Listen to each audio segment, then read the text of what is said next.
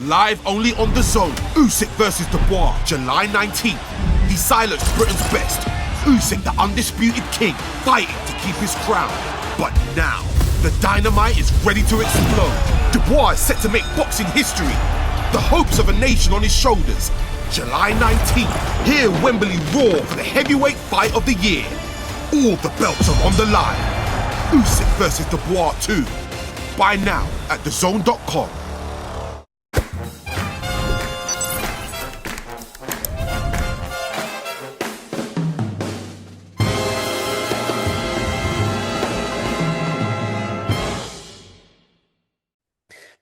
Andrew McCart, iFLTV, and you already know, there's no point me saying it. I'm always delighted. I'm saying it anyway. I'm always delighted to be joined by my friend Dan Rafael. Dan, how are you this afternoon, sorry? I'm good. We got a lot to talk about, don't we, Andrew? Oh, we've got a lot to talk about. I've only got 40 minutes on this Zoom, so let's see if we can get all crammed into 40 minutes while I've got time on this Zoom. Yeah, I suppose we'll start this past weekend with Edgar Berlanga and Hamzah Sheeraz. I mean, I did not expect that from Hamzah.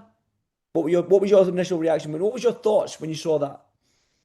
I wasn't shocked, I guess, because they're in a fight and Hamzah showed great punching power in the middleweight division, and moving up to super middleweight, I felt like that would be better for him because it was clear. I know he looked, he's gotten a lot of grief because he looked pretty average when he had the draw against Adames for the middleweight title.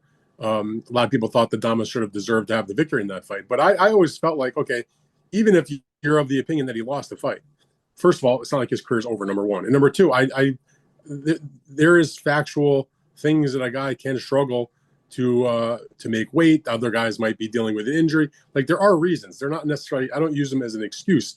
It was very clear that he was having trouble making the weight. He's a very tall guy. Mm-hmm. And as soon as that was over and he decided to go to 168, it was my opinion that he would do much better at 168 because he would be healthier. He would be have a lot easier time getting down to the limit because he had the frame, and we know he's got good power. And Berlanga has had the one fight against a top opponent in CANELO, and he did a lot better than a lot of people thought. He did get knocked down, but it wasn't like a devastating knockdown.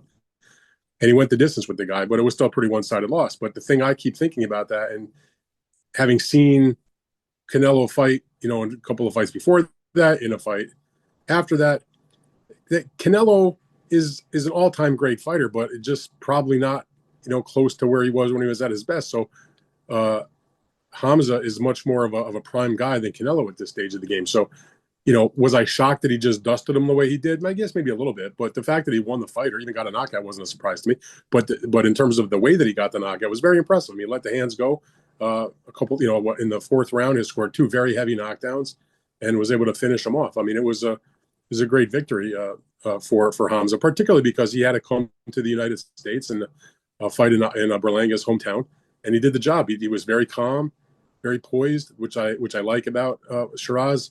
It's like the complete opposite. Berlanga, he's got a big mouth. He likes to boast and talk shit about people. Sheeraz, pretty laid back, not much of that. And so it was a really good performance. The question, though, is what can he do going forward? Because I'm always the kind of guy, like, I'll give credit where it's due, but I'm not getting too high where I don't get too low. I saw somebody talking about how, because Hamzah is long and lanky and showed great punching power and put Berlanga away very impressively, people want to start comparing to Tommy Hearns. I'm like, whoa, slow down. He didn't knock out Pepino Cuevas. He did knock out Roberto Duran. It was Berlanga. So slow your roll. Let's see him acclimate a little more in the weight class and then talk to me. Dan, that you have just literally took. That was my next question. And the reason why I said that, because I spoke to Spencer Fearon here, and he said it was Tommy Hearns-esque, and he was comparing it to Andy Lee being from that Kronks with Emmanuel Stewart, and he's not saying he's there yet. He says he's got the frame for it. He's got the long jabs. He can come inside like Tommy Hearns. He can keep it long with the lead hand, but then when he needs to get in close, he's got those fast whipping shots. I think that's what he meant by that. Can you see the similarities in that sense? Similarities, not saying the second coming of Tommy Hearns, but the similarities there. When you see a long, lanky guy land a big punch like that and drill a guy spectacularly, it's hard not to think of Tommy Hearns. But I don't know. I could, if I sat for a few minutes and went through my memory, I could think of 1,000 guys that have been compared to Tommy over the years. And it was the fair way to put it was Hearns-esque in the way that he did it. And the fact, of course, that he's being trained now by Andy Lee, who is one of my favorite people in boxing. I've known Andy since his professional debut, and I was very close to Emmanuel. He lived with Emmanuel. He was trained by Emmanuel. He was managed by Emmanuel. The fact that he's now developing himself into one of the best trainers in boxing, and he does so having come from the lineage of Emmanuel Stewart, who's one of the greatest trainers in boxing history, I can understand why people might make that, make that comparison. I want to go back a bit when you said that you give credit when it's due, but you don't jump in straight away and see this, that, and the next thing about Hamzah. Now, you know what boxing fans are like. You know what some media outlets are like. They'll look at the Canelo fight and the Hamzah Sheeraz fight and say, well, Hamzah did what Canelo couldn't do. Now, Turkey has said in a tweet as well saying Hamzah deserves Canelo. Now, you mentioned Canelo might not be the same fighter. Hamzah is still in his prime. Is that a dangerous fight for Canelo in 2026? I think pretty much any fight against a top level opponent is going to be somewhat dangerous for Canelo at this point, just because he's got so much miles on the tread. Still, obviously one of the great fighters of all time, and we'll have to see how he handles Crawford. I mean, he'll be the favorite in that fight, but I'm not convinced that he wins that fight.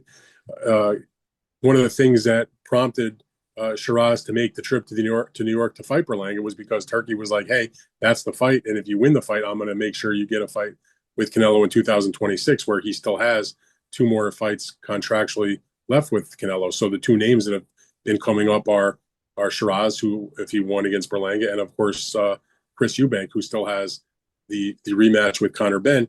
And so I wonder if he's actually going to get a chance to fight Canelo. First of all, Canelo's going to have to win, and they make Sheeraz the second fight of 2026. I don't see him just sitting around and not fighting between now and like next September. That would be more than a year from now. Can't let a guy like that just sit on the shelf for that long. That would be terrible for Hamzah Sheeraz. So we'll have to wait and see how that all plays out. But it's a dangerous fight. But as far as getting too high, too low, like, you know how boxing is, you're around it all the time also. A guy wins an impressive win, gets an impressive win, scores a great knockout or has a great performance. And the guy who wins is like anointed like the next big thing. And everybody goes crazy and the hype gets out of control. And the guy that loses, everybody says is a piece of shit and should retire and sucks and is exposed and blah, blah, blah. I've heard it all 1,000 times. And I just don't roll like that. You know what I'm saying? Like, so I saw how shitty Hamzah Sheeraz looked against Adames, and I saw how good he looked against Berlanga. So it is my opinion that, he's a very good fighter for sure. Probably not as good as he might have looked against Berlanga, but certainly not as bad as he looked against Adames. And likewise, if you take a look at Berlanga, probably not as good as he looked when he was scoring some of those big first-round knockouts, but probably not as bad as he looked when he got destroyed by Sheeraz, probably somewhere in the middle. So I like to let things play out a little bit. I'm not ready. I don't just anoint the guy right off the bat. You learn that lesson when you do that, at times years ago, and you're just like, okay, have an even keel about it and don't get too hyped. Enjoy the journey, and be excited to watch these guys fight, and certainly wonder how another guy might do when he makes the comeback and see how they handle their loss. But I'm not ready to just say, okay, now suddenly Hamzah Sheeraz is going out there and going to destroy Canelo Alvarez because he knocked out Edgar Berlanga and Canelo couldn't do that. I mean, it doesn't work like that. If it did, take a look at you can pick any threesome. I mean, take like Ali, Frazier, and George Foreman. It didn't exactly work out when, Frazier, beats Muhammad Ali in their first fight. Look what happened when he fought Foreman. And Ali had knocked out Foreman. Obviously, it didn't work out that way because Foreman absolutely destroyed and pummeled Frazier not once but twice. So the circular logic does not necessarily work in boxing. It's about the styles of the fight and the opponents that you face. Definitely. And one that I always use is the Joyce beat Parker, knocked out Parker. Zhang knocked out Joyce, but Parker beat Zhang. So I know what you mean. It's like styles make fights. All the time. Happens all the time. Yeah.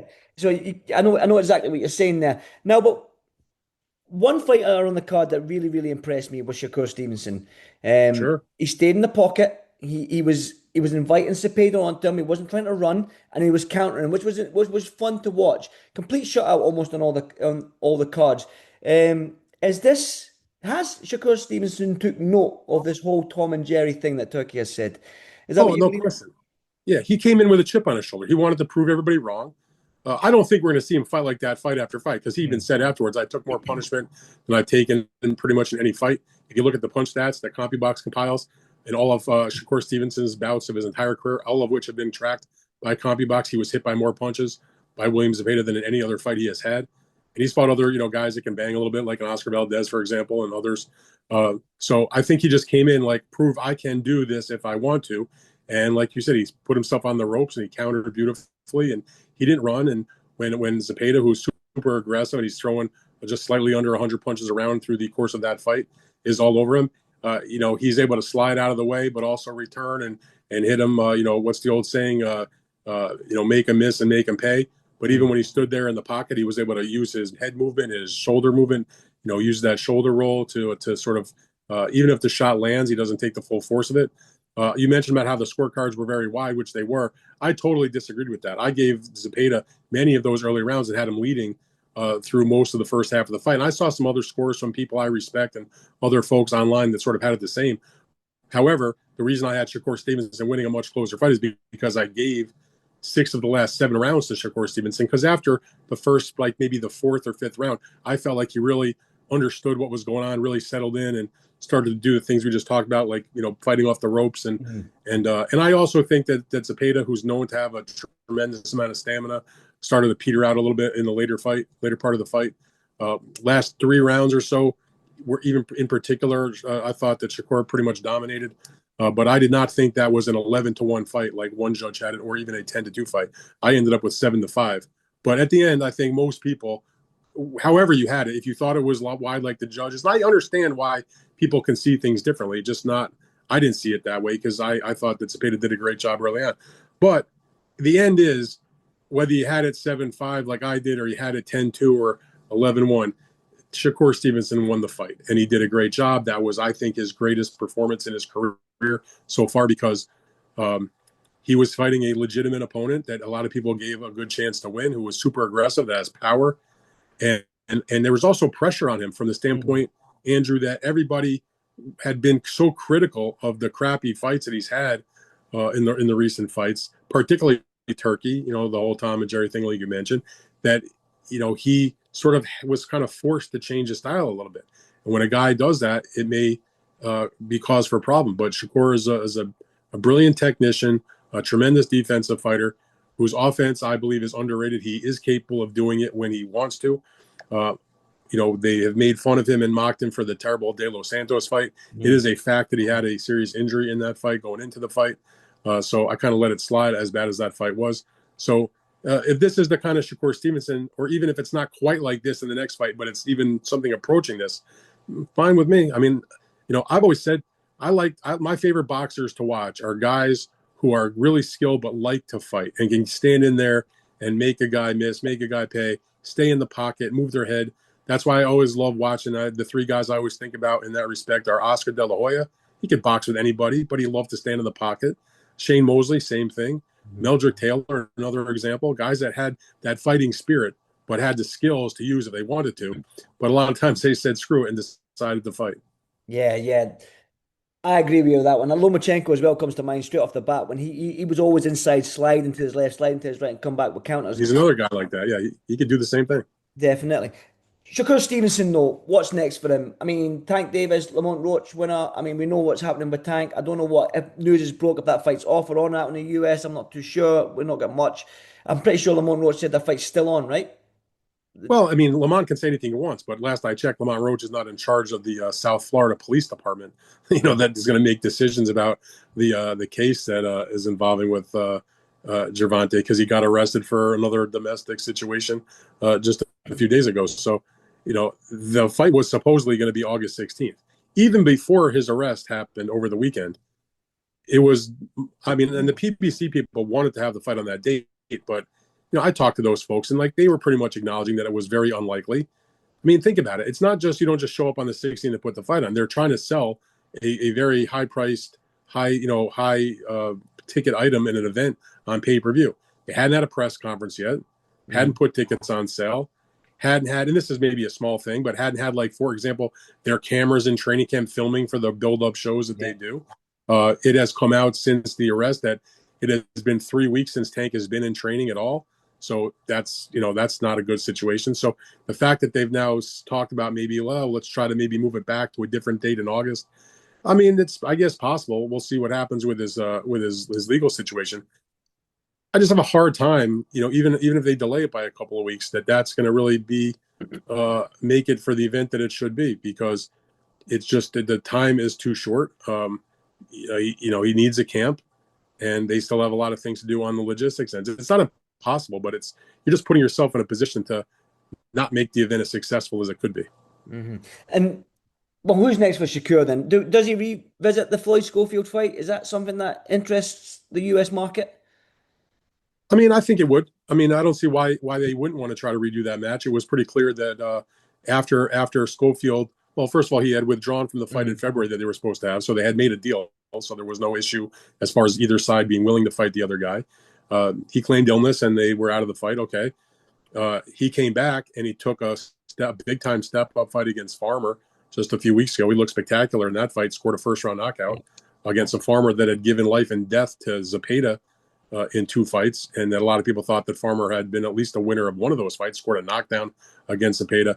So Schofield, was able to have himself compared to that performance, and so he looked great. And in terms of what else Shakur could do, it's hard to say, because it's not like there's some like unification fight sitting around waiting for him. If you know what I mean? Because Murataya has the IBF title. I don't see that fight happening. Yeah. He'd probably do an optional. He's got to have a mandatory with Andy Cruz. They'll order. So I just don't see that happening.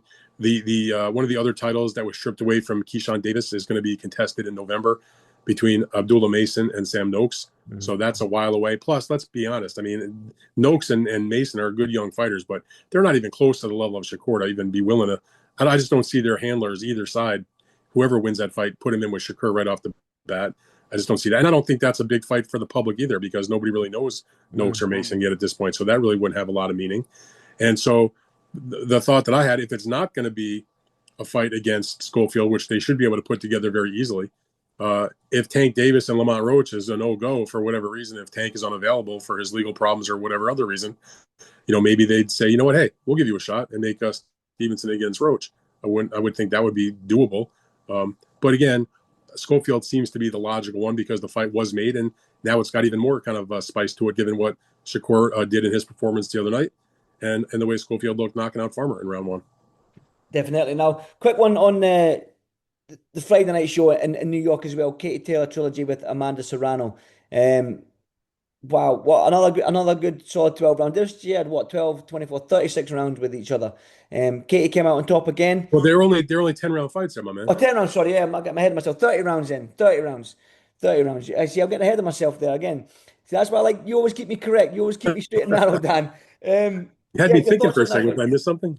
No, well, it was meant to be 12. I'm pretty sure Amanda Serrano was pretty upset with Katy, because was there an agreement in place, or something was mentioned that they were going to go? She claims that. I mean, I'm sure when she looks at her bank account Monday morning, she'll get over it. Oh, 100%. Yeah. Your thoughts on that fight of the weekend on Friday night? Well, the first fight was spectacular.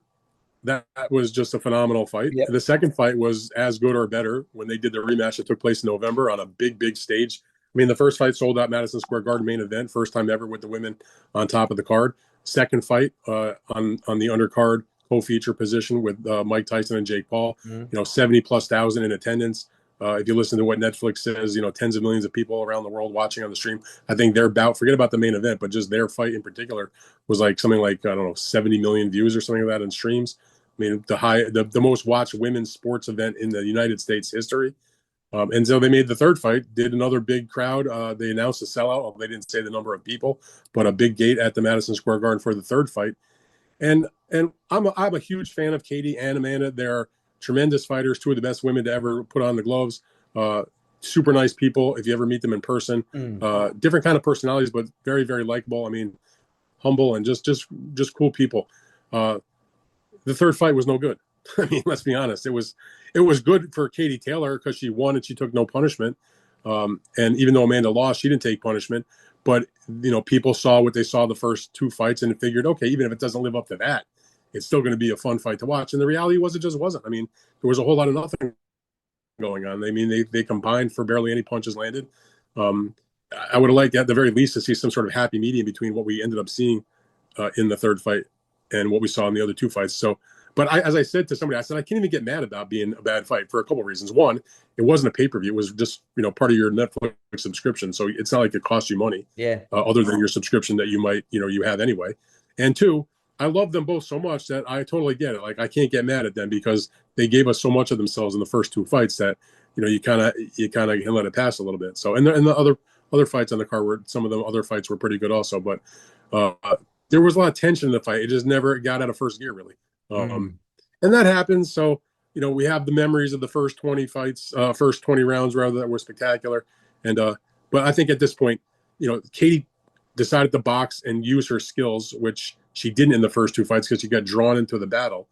And Serrano's perspective, as she spoke about in the post fight, which was, I tried to slug it out with her and make it a fierce, fire fight in the first two fights. And apparently the judges didn't think I did enough. So if I couldn't win doing that, let me see if I can box a little bit more. And they both had sort of the same idea, and neither one really took charge. And so it turned out to be kind of a stinker fight, but Katy was better able to assert herself, particularly in the last couple of rounds, where I felt like the fight was on the table. Some people had Katy winning much wider, kind of like Shakur and Zepeda. I thought it was a bit of a closer fight, but I mean, Katy still won the fight. And so at this point, they've had two wars. They've had one straight boxing match, and Katy has been the winner of all three of them. So, you kind of feel like Serrano probably should have won one of the first two, but in the end, she's 0-3. But it's not going to reflect badly on her in her legacy. Number one, she made shitloads of money in these fights, more than most women have ever made. And number two, she's still a 7-division world champion. She's still the featherweight champion. She's still going to be a first ballot Hall of Famer. She still has participated in some of the biggest fights, or definitely the biggest fights in women's boxing history, and made a ton of fans. And my great hope is that years from now, when Katy and Amanda reconvene at the Hall of Fame, they can hang out and be friends with each other, because I know they have a lot of respect for each other, tell the war stories, and look back on old times, and that's how it should be. Yeah, I'm sure they will. They're both nice people. I'm pretty sure they'll shake hands. Wonderful people. Definitely. Now let's jump ahead. Let's look forward to this weekend. I've not been to Vegas since 2021, so you're a lucky man to go. I miss Vegas. I didn't miss it for the first couple of years I'd been there, but I'm starting to really miss the big fight weeks in Vegas. I've not been since CANELO Plant, I think, was the last time I was in Vegas. Okay. You're going out there to watch an absolute living legend in Manny Pacquiao, 8th-division world champion, come back at 46-year-old and aim to be the oldest world champion, I believe. That's the sort of legacy he's aiming for, because I think Bernard Hopkins was, 46 in 4 months. I think Manny Pacquiao... No, Bernard, if I remember correctly, he broke George Foreman's record when he when he won the light heavyweight title, when he had his fight with Pascal. But then he broke his own record at age 48 when he became a light heavyweight champion again, when he beat Tavoris Cloud to win the IBF title. So Manny, if he wins, he will not be the record breaker, to my knowledge. He will be number 2 in terms of age. But what he will do in terms of the age-related things is he would become the oldest man to win the welterweight title, or a welterweight title, breaking his own record, which he had set at age 40 when he defeated Keith Thurman back a few years ago. Now, well, listen, we know that maybe Mario Barrios is probably the weakest champion at 147. I don't say that like I don't like to say disrespect a fighter that's a world champion, but Manny Pacquiao going in at 46, his last fight was 2021 against Ugas, and he didn't look good. I was at that fight. I think that was the August of 2021, that fight. What chance do you give Manny Pacquiao, if any, Dan? It's a hard question. I mean, first of all, as far as the division goes, I mean, Boots Ennis, who unified the titles earlier in the year, he's already vacated the one title. He's probably going to soon vacate the second title and move up. So when you say that Barrios is the weakest champion, I don't know if I even agree with that, because Brian Norman got the WBO title, so I would put him ahead of him. But I don't know if I put Mario Barrios behind Rolly Romero, because Rolly is going to be elevated from not elevated. They'll just get rid of the regular title, so-called. He'll just be the WBA champion. If you put Barrios and Romero in the ring together, I would probably pick Barrios to beat Romero. Okay. But be that as it may, we can agree that at the moment it's not the strongest division in terms of at the top of the champion list, as well as the top contenders. But how Manny will do, dude, it's impossible to understand, to really know what he's got, because I know this: he didn't look great against Ugas. He hasn't fought for 4 years. I watched him come back and he fought in an exhibition match against like a kickboxer or something or other, like a year and a half ago, whenever it was. And he looked like he wasn't 46. He looked like he was 66. Now, if you ask his people, they're like, well, he didn't train, a week for that fight. Well, that's his fault, number one. I'm assuming he's, you can just tell by the videos and the things that are being posted and then also knowing people that are in the camp. He's obviously taking this a lot more seriously than he was taking, the goofy exhibition match. But he looked just like death warmed over. He was getting hurt with clean shots by a kickboxer, you know what I mean? And with his fists, not with his feet, you know what I mean? So, and Barrios, he's like much taller than Manny. Not that Manny's pretty much always been at a height disadvantage at the welterweight fights he has had. But I just always think back, I haven't like made my official pick, but I just have a hard time, and I love Manny like everybody. Father Time is undefeated, baby. It is the oldest and truest axiom in the book. Men who are 46, coming back off a 4-year layoff and a loss, having taken massive amounts of punishment during a glorious career, typically are not going to do well against a world-class guy who's 30 years old or thereabouts and is a reigning world champion and been fighting at a high level and doing fights against good quality opposition for quite some time. And it's hard to understand how he's going to do that. I mean, the guy's going to be, when he hits round number 2, we talked about the number of rounds guys have, right? Manny's going into this fight with 498 pro rounds. It's going to be over 500 rounds once they get deep into the fight. Mario Barrios is going to hit 200 rounds when they get to round number 2. He has 300 less rounds. That's 300 less rounds of damage and all the things that go along with that hard amount of work, not to mention the countless rounds of sparring. So when I look at a guy like Manny, who's like 5'5", and Barrios is like 6 feet tall, he's going to have a huge height advantage, going to have a long reach advantage, younger by like 16 years, to the point where Manny Pacquiao was a few months into his professional career before Mario Barrios was born. Like, it just doesn't compute. So, I tried to understand. I'm not seeing the Manny Pacquiao that I saw, 5 years ago, 10 years ago, like even like say the Thurman fight. So how he does, I don't know, but I just know that in boxing is littered with these types of things that don't end well for the guy that's the old man. And that's heartbreaking. That's as much. I like you. I love Manny Pacquiao. I just hope he doesn't get too hot, or doesn't take too much significant damage. And it's like Barrios. I spoke to Mario Barrios in the last few days. We did an interview that we'll play, or I think we play it on our pod. It's on the current episode of our podcast now on the Big Fight Weekend. And one of the things that Barrios, I asked about that, like, you're going to be looked at as like, the enemy, so to speak, if you go out there and you beat up a living legend.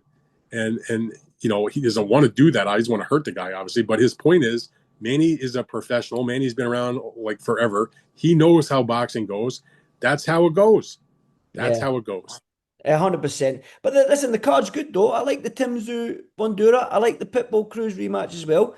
So you got a couple of good rematches on that card as well. So it should be a fun weekend out in Vegas. Oh, I mean, the card itself is excellent because, number one, it is Pacquiao. So, I mean, whether you love it or you don't, I mean, you're still interested to see what happens, it seems to me. Fandora Tszyu, like you mentioned, the first fight was fantastic. Second fight, I'm hoping they don't have some terrible, head clash or, the elbow to the head that busts open some terrible cut that forces Tszyu to fight with the blood for, 10 rounds. And like you mentioned, Fierro against Pitbull, their first fight that was in February was like a candidate so far this year for fight of the year. And not to mention, they also have a nice looking matchup between Brandon Figueroa, who's been in a lot of good fights, former featherweight and junior featherweight title holder. He's taken on Joet Gonzalez, who's been in a bunch of good fights. They're just in a featherweight, or I guess it's been reclassified. Instead of a 10-rounder, it's now a 12-rounder. It'll be some kind of WBA featherweight eliminator. So a little more stakes on the fight, but still a good matchup.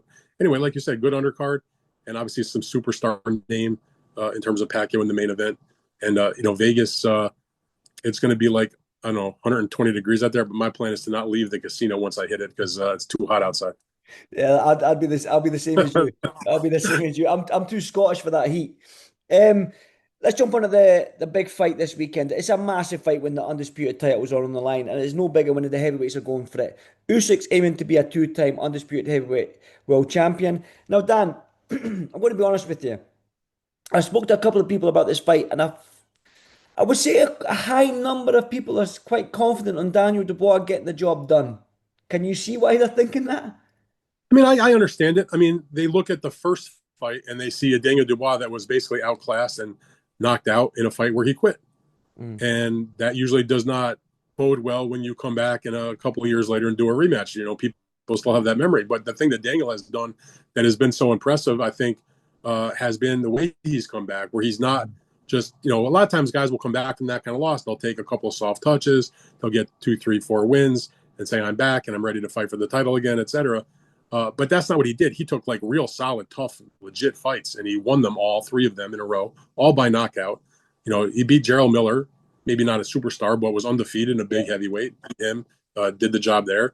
Was the underdog against Hrgovic, who was undefeated, won the interim title in that fight, stopped him and just cut him up real bad in terms of the cuts. And that was another pretty impressive performance and a really good fight. And then the big one, of course, was when he just absolutely, again, underdog, Wembley Stadium with a gigantic sold-out crowd. And he absolutely put it on. Anthony Joshua scored, 4 knockdowns, including a devastating knockout. I mean, one of the most hellacious, violent KOs you'll ever see. So his confidence level is at another level. Meanwhile, Usyk, who we all know is a great fighter, obviously, with everything he has done both as a cruiserweight and as a heavyweight, he is, post the Dubois fight, he's had 2 really grueling, grinding, tough, difficult, physically tolling fights against Tyson Fury. So that's taken something out of him for sure. Now he's also about 38 years old, so he's no more, you know, he's 11 years older or something like that than Dubois is. Dubois is 27, I think, and Usyk is 38. So that's a big difference. And so you have a guy with great confidence performing at a very high level in his last few fights against a champion that's still obviously really good, but you might have seen a little slippage in the last Tyson Fury fight, that maybe the gap is closed a little bit. So while I would never count out a great master boxer like Alexander Usyk, your question was, can I see why people are giving Dubois a much better chance in this fight than they may have in the past? I say I totally get it 100%.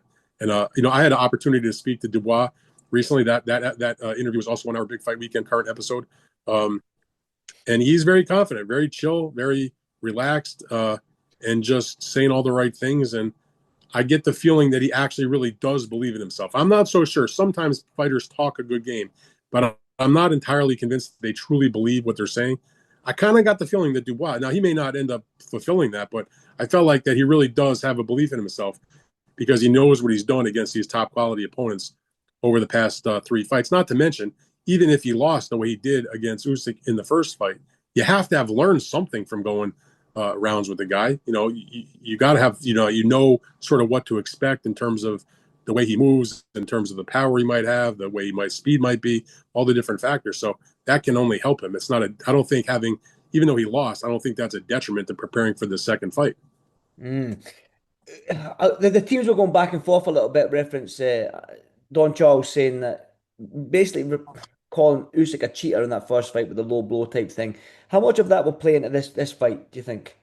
I don't think that plays much. I mean, you know, Don's sticking up for his guy. I mean, I've said my piece a million times on it. That was not a low blow, or that was not a legal punch. That was a low blow, and that's the end of it. And as I have made the point many times, if it was a legitimate punch and they did get a raw deal, then why didn't Daniel Dubois follow up and do something afterwards? Because that was the only moment of success he had in the fight. He got absolutely dominated the rest of the fight. He got dropped and he quit. So if they want to hang their hat on those 15 or 20 seconds, so be it. But I don't think that's got anything to do with it. Other than Daniel, as he should do, well, hopefully, if he does target the body, keeps the punches up enough to make it legal. That's all. Usyk wins for you, do you think? Or do you think... What do you think? You know, I don't know yet. I don't know yet, man. No. I mean, I respect what Daniel has done in the past 3 fights. I think that we might not have realized that maybe Joshua was not what he was, that the comeback he had, that he had not fought a puncher that way, or a guy as dynamic. And so maybe you're overrating the victory a little bit for Daniel against Joshua. But I guess if I have to pick, like I until somebody beats Usyk straight up, I'm not going to believe it till I see it. You know what I mean? So that's sort of my feeling about it. I just I look at these types of fights where Usyk has always shown a great chin. He is the master boxer. The experience is is unparalleled. It's not even on the same level at all. But it's heavyweights, man. And Daniel Dubois, one thing whatever you think about Daniel's game, he can crack, man. He catches you, you're gone. Ask Anthony Joshua. 100%, Dan. Now, you mentioned there that Dubois and Mario Barrios are on your Big Fight podcast, the recent episode that you said? They are on we actually, because I had so many interviews, because there's so many fights coming up, we actually kind of ran out of episodes. We do 2 a week. So we taped the Sunday night episode and we put those 2 interviews on. They will also appear on the feed as separate on their own during the course of this week. So people can definitely check it out. The interview with Dubois was actually I really thought he was well-spoken the way he talked. And Barrios is always a good interview. He was into it. So those were good. Those were good to hear from both those guys heading into the fights. Definitely. And as always, guys, you know where to get Dan stuff at the description box at the bottom of this interview. Go and support and go and give those episodes a listen, because I think, Dan, there's not many UK outlets have done an interview with Daniel Dubois. So I was thinking about that, actually. I was looking around. I hadn't really seen Daniel do a lot there. And the video will also, by the way, on our Big Fight Weekend YouTube channel. Not that we can't possibly compete with IFL, the granddaddy of them all. We're just sort of starting ours out, but we have a lot of our interviews, our videos of these interviews will go up there. So you'll see the Barrios, you'll see the Dubois. We have a current interview I had with Manny Pacquiao as he heads into the fight this week. We'll have my interview with Bam Rodriguez, who also fights on the weekend, on that same podcast feed. So we'll have the videos of all that stuff on there and plenty of content. Send me the link to the YouTube channel. I'll add that as well, Dan. Email that over to me. As always, guys, like I say, description box. Support Dan, man. If you like these interviews, he's probably a lot more outspoken on his own stuff. But Dan, as always, I appreciate your time. Enjoy Vegas. I'm jealous because, like I said, it's been a long time, going on 4 years since I've been there, and I miss a big fight week in Vegas. So I'm sure you're going to have a hell of a time. It'll be good. I haven't been there since I was there in February. It was my last trip, which is I'm normally out there these days, 4 or 5 times a year maybe. This year a little bit less. Frankly, been less fights out there. Yeah. Well, listen, hopefully they pick up again, because I'm definitely want to get back out there. Dan, as always, appreciate your time. Enjoy Vegas, like I said. Support Dan down below, and have a great rest of the day, Dan. I'll speak to you soon, brother. Okay, Andrew. Appreciate that, man. Take care. Dan. Thank you, mate. Live only on DAZN.